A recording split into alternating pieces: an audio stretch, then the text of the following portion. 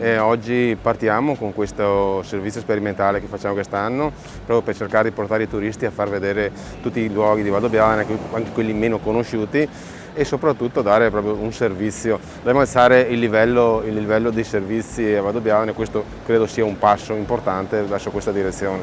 Chi si sente di ringraziare per questo progetto sperimentale? Sicuramente l'amministrazione comunale e le 31 aziende che hanno aderito a questo progetto, che senza di loro chiaramente non potevamo andare avanti, che hanno in qualche maniera aiutato per poter partire, e le ragazze dell'ufficio turistico che hanno fatto veramente un grande lavoro per poter mettere in piedi questo evento. Nel momento tutte quante le strutture che hanno aderito saranno passate appunto da questi pulmini, potrà salire in questo pulmino, potrà girare, se vorrà potrà farsi un giro di Valdobbiadene solo con dei punti di intersecazione dove ci sono altri pulmini eventualmente che faranno altri anelli, potrà vedersi tutta Valdobbiadene per poi chiudersi davanti dove vuole arrivare. Adesso faremo il percorso, diciamo, quello alto da Valdobbiadene che va verso San Pietro di Barbozza, Santo Stefano, dove ci sarà l'intersecazione poi con l'altro pulmino, e andremo a fare la parte più bassa, la parte che va verso San Giovanni e la parte Cartizze, per poi tornare verso il cimitero di Valdobbiadene, dove faremo la parte invece che fa. Ci sono già delle persone che hanno già prenotato per questa mattina,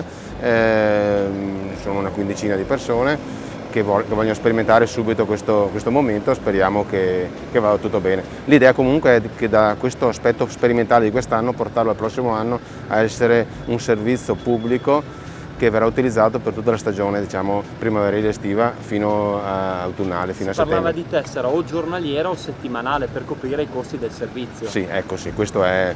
L'idea è proprio che un turista arrivi a Valdobbiadene, in qualsiasi punto di Valdobbiadene arrivi, può dimenticarsi dell'automobile e farsi anche 2 o 3 giorni girando per Valdobbiadene senza dover utilizzare l'automobile.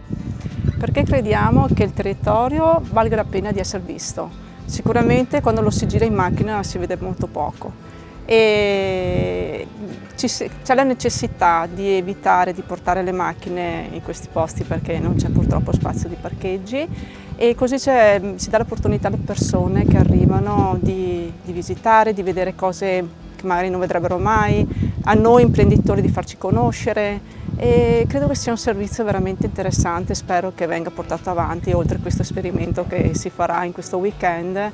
È qualcosa che abbiamo voluto molto e avevamo proposto anche il sindaco, anche da parte nostra avevamo chiesto. Noi già privatamente lo facciamo, però è una cosa bella che va estesa a tutti, secondo me. Come spesso accade a Valdobbiadene, le cose iniziano dal basso, iniziano grazie alle aziende del nostro territorio e iniziano con la grande spinta del turismo e delle opportunità che il turismo può dare al nostro tessuto economico.